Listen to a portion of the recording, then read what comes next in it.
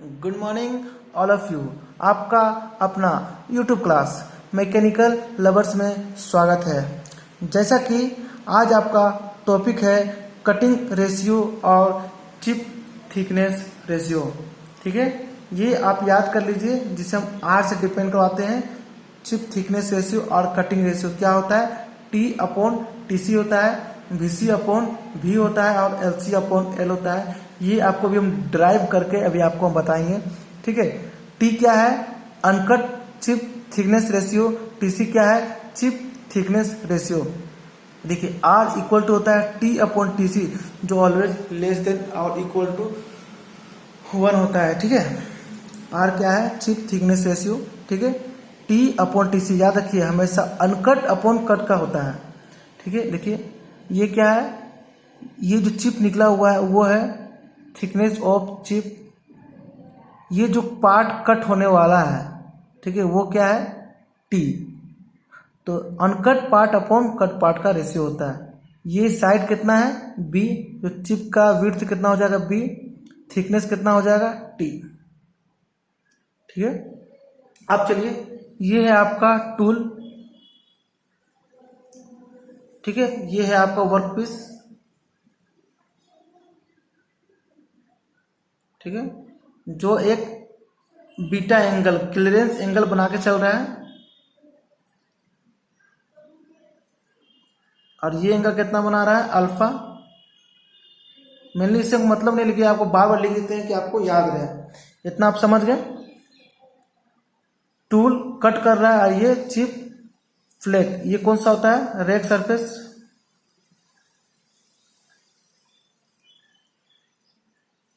इसके नीचे का सरफेस कौन सा होता है? Flank surface.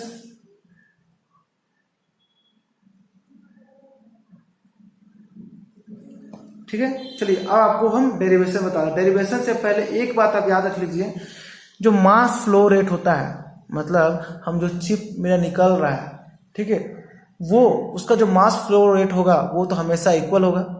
जाहिर सी बात है। जो पहले था, ठीक है, मान लीजिए जब हम ब्लॉक बनाए, जब ब्लॉक स्टार्टिंग में है, वो ब्लॉक को हम जब ऑपरेट करने लगे और उसी जो चिप का फॉर्मेशन हो रहा है, उसका मास और चिप का मास क्या अलग होगा? नहीं, दोनों का सेम होगा। तो मास फ्लो रेट हमेशा अनकट और कट का इक्वल होता है।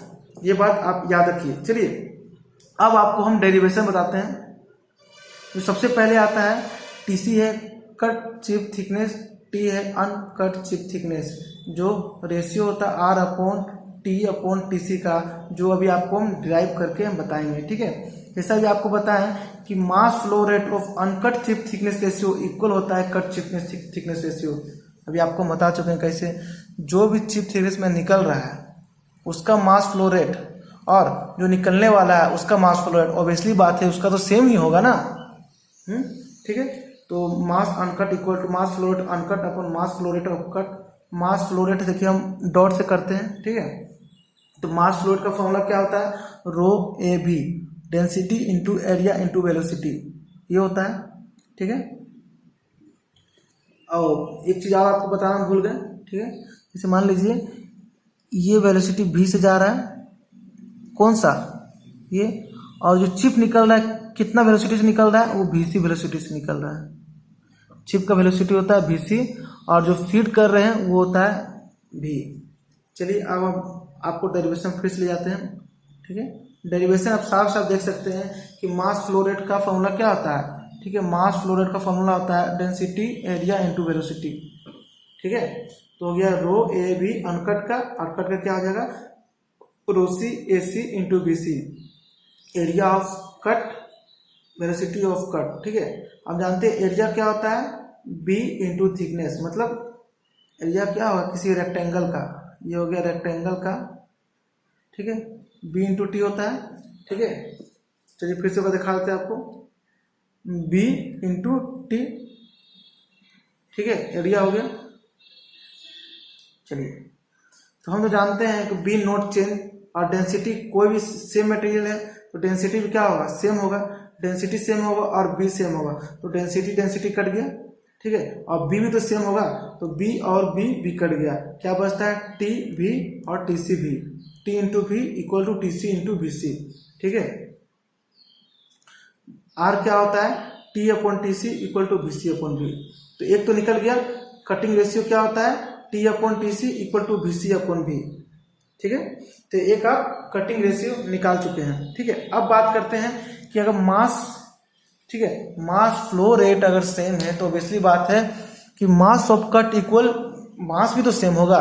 देखिए, जो चिप निकल रहा है उसका मास और जो चिप निकलने वाला है उसका भी मास तो सेम ही होगा ना। ठीक है, मास तो किसी भी ऑब्जेक्ट का चाहे कितना काट लीजिए वो तो सेम ही होगा। ठीक है, तो आप बात करते हैं mass of cut equal to mass of uncut. तो mass of cut equal to mass of uncut equal to mass of cut. ठीक है, तो मास का क्या फॉर्मूला होता है जानते हैं, density equal to mass upon volume. तो मास इक्वल टू क्या होगा, डेंसिटी इंटू वॉल्यूम। ठीक है, तो डेंसिटी इंटू वॉल्यूम किसका, अनकट का, तो कट का आ जाएगा density cut into V C. Density same होगा, सेम मटेरियल है तो दोनों कट गया। वॉल्यूम क्या होता है, एरिया इंटू लेंथ और एसी इंटू लेंथ। एरिया क्या होगा, B into density same area होता है बी इंटू टी, अभी आपको बताए थे एरिया। और एरिया में बी और बी सी दोनों सेम होता है, विड्थ चेंज नहीं हो रहा है। ठीक है, तो रेशियो क्या हो जाएगा आपका, T upon T C, T upon T C equal to L C upon L equal to R. ठीक है, तो दोनों इक्वेशन को मिलाकर तो हम बोल सकते हैं R equal to T upon T C, मतलब uncut thickness ratio equal to cut thickness ratio equal to V C upon V equal to L C upon L.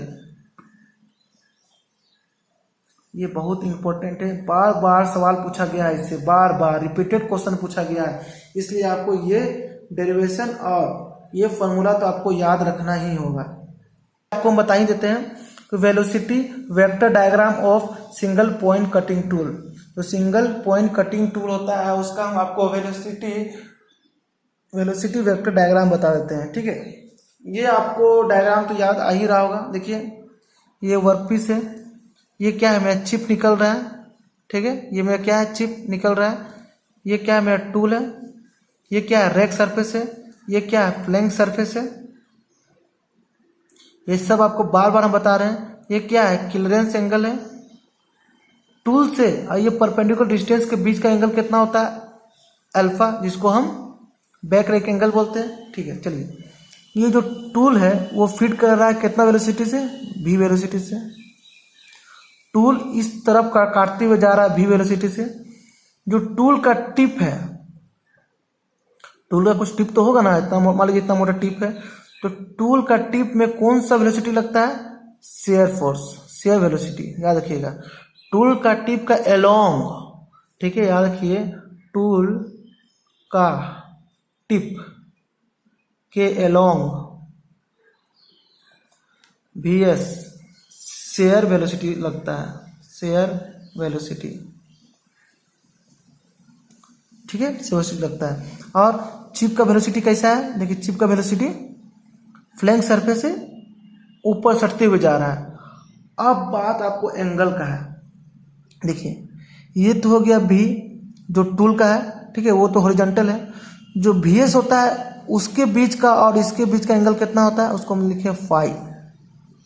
Phi, देखिए, फाई किसके बीच का एंगल, जो स्पीड ऑफ टूल है और shear velocity जो tool का tip है उसके बीच का एंगल हो गया फाई। ठीक है, अल्फा।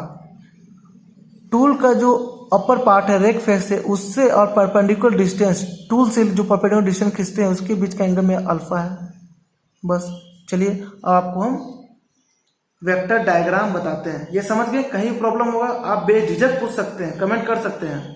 ठीक है, देखिए, पहले लिखा हुआ है कि velocity in metal cutting, the velocity of tool relative to the workpiece call cutting velocity और कटिंग स्पीड। ठीक है, ये जो है रिलेटिव वेलोसिटी टूल के रिस्पेक्ट में हम बात कर रहे हैं, चाहे वर्कपीस के रिस्पेक्ट में हम बात कर रहे हैं। ठीक है, वेलोसिटी ऑफ चिप बोल रहा है, velocity of chip flow over the face of tool, कहाँ से फ्लो कर रहा है, फेस ऑफ टूल से फ्लो कर रहा है। और शेयर वेलोसिटी के बारे में लिखता है कि शेयर वेलोसिटी क्या है। ये सब लिख दिए कि आपको अगर थोड़ा सा कहीं भूल जाए मेरा बात को, या यहाँ देख सकते हैं। वेलोसिटी ऑफ शेयर फोर्स होता है किसके विद रिस्पेक्ट, वर्कपीस के रिस्पेक्ट में, कॉल्ड शेयर वेलोसिटी, जो टूल के टिप के अलोंग जाता है। ठीक है, लिख लो। लॉन्ग टिप ऑफ टूल, ठीक है। अल्फा हो गया रेक एंगल, फाई हो गया angle between shear velocity with cutting velocity, जो शेयर वेलोसिटी या कटिंग वेलोसिटी के बीच का जो एंगल है फाई। चलिए ये है मेरा डायग्राम, इंपॉर्टेंट ये है, मेनली हम इसी के लिए हम बताना चाह रहे थे। देखिए v वेलोसिटी है, किधर जा रहा है, ये हो किसका वेलोसिटी था, हॉरिजॉन्टल एक्सिस में था टूल का, ये है टूल का वेलोसिटी। उसके बाद था क्या, ये मान लीजिए मैं टूल है जो v वेलोसिटी से आगे जा रहा है, और टूल का ये सरफेस कौन सरफेस था, रेक सरफेस, ठीक है। रेक सरफेस से जो टूल से जो परपेंडिकुलर डिस्टेंस खींचते हैं उसके बीच का एंगल क्या होता है, अल्फा रेक एंगल, ठीक है। और आपको पता है जो टूल का टिप है उससे जो टूल का एलोंग टूल का टिप उसके बीच का एंगल कितना होता है, फाई। अभी आपको हम बता चुके हैं ये बात, एक बार फिर से देख लीजिए, देख लीजिए इसके बीच का एंगल कितना है, फाई, ठीक है। आपको तो पता है कि वेक्टर डायग्राम में जब भी हम वेक्टर डायग्राम बनाते हैं तो इसको हम मैग्नीट्यूड तो चेंज नहीं कर सकते, डायरेक्शन में चेंज नहीं कर सकते, लेकिन एक पोजीशन से दूसरे पोजीशन पे हम रख तो सकते हैं। तो ये जो VC इसको उठा के हम रख दिए यहाँ पे, देखिए परपेंडिकुलर लाइन है, परपेंडिकुलर लाइन से ये अल्फा था तो परपेंडिकुलर लाइन से ही हो गया अल्फा, ये भी रेक्ट सरफेस है, यही पार्ट को यहाँ रख दिए। तो ये मेरा कितना हो गया 90 माइनस अल्फा, ये तो फाई हो गया, तो ये एंगल कितना हो जाएगा, जानते हैं किसी भी ट्राइंगल का सम ऑफ ट्राइंगल कितना होता है, सम ऑफ ट्राइंगल होता है 180 डिग्री, तो ये होगा 90 माइनस 5 माइनस अल्फा, ठीक है। अब अप्लाई कर देंगे हम साइन रूल। साइन रूल पता है आपको क्या होता है, साइन रूल होता है V अपॉन इसके अपोजिट वाला, VC अपॉन इसके अपोजिट वाला एंगल, VS अपॉन इसके अपोजिट वाला एंगल होता है, ठीक है। तो V अपॉन तो क्या हो गया, V अपॉन ये एंगल 90 माइनस 5 माइनस अल्फा, देखिए लिखा हुआ है। VS अपॉन ये एंगल हो जाएगा इसका अपोजिट वाला एंगल, तो VS upon sine 90 minus alpha, और VC का अपोजिट क्या है, साइन फाई है, साइन फाई कर दिए, ठीक है। तो साइन 90 माइनस फाई क्या होगा, कॉस, साइन 90 माइनस थीटा कितना होता है, तो कोस थीटा होता है, इसको कोस में बदल दिए, ये वही है, ये वही है, ठीक है। आर हम जानते हैं क्या होता है, T अपॉन TC होता है, BC अपॉन B होता है, LC अपॉन L होता है, ये अभी जस्ट देखें इक्वल टू हो गया sine phi upon cos phi minus alpha. ये कैसे हो गया, देखिए ये जो VC ये क्या है, VC अपॉन V, तो यहाँ से हम VC अपॉन V अगर निकालेंगे तो क्या आएगा, VC अपॉन अगर V निकालेंगे, VC अपॉन V तो क्या होगा, sine phi upon cos phi minus alpha, तो इसको इस जगह रख दिए। तो ये भी एक लाइन में आप याद कर सकते हैं, ठीक है। चलिए अब आपको डेरिवेशन बताते हैं। जैसे अभी हम निकाले हैं R equal to sine phi upon cos phi minus alpha होता है, अभी आपको निकाल के बताया, ठीक है। R इक्वल टू अभी निकाले थे ना VC अपॉन V के थ्रू, हाँ ठीक है। तो हम जानते हैं, तो साइन फाई को इधर लिखिए, क्रॉस मल्टीप्लाई कर दिए, तो sine phi equal to R cos phi minus alpha लिख दिए। अब आप बताइए कोस A माइनस बी का क्या फॉर्मूला होता है, ये मैथ का एक फॉर्मूला होता है जो होता है cos A into cos B plus sine A into sine B होता है। तो हम इसी वजह से खोल दिए, cos A into cos B plus sine A into sine B, ठीक है। फिर क्या कि 8 से सबको मल्टीप्लाई कर दिए। अब जो साइन फाइव का जो टर्म है इसको किधर लिया है, हम इस टर्म इस साइड में लिया है। जैसे हम साइड में लिया है उसके बाद क्या किए, साइन फाइव हम कॉमन ले लिए, तो यहाँ से कॉमन लेंगे तो यहाँ बचेगा 1, और इसमें साइन फाइव कॉमन लेंगे तो क्या बचेगा, 8 साइन अल्फा बचा, 8 साइन अल्फा। इसके बाद इक्वल टू में ये टर्म बचा, ठीक है। जो साइन फाइव और जो कोस फाइव को इधर लिया है, ठीक है। तो साइन फाइव अपन कोस फाइव क्या हो गया, टेन फाइव हो गया, ये 1 माइनस आर साइन फाइव, वो तो वही लिखा हुआ है, ठीक है, टेन फाइव। तो यहाँ से टेन फाइव का वैल्यू निकाल लिए, आर कोस अल्फा, इस पार्ट को हम डिवाइड कर दिए, तो ये भी बहुत इंपॉर्टेंट है, ठीक है। देखिए टेन फाइव है तो टेन फाइव इसको इधर हम डिवाइड कर दिए, ये भी बहुत इंपॉर्टेंट है। ये गेट में भी पूछा जा चुका है सवाल, ठीक है।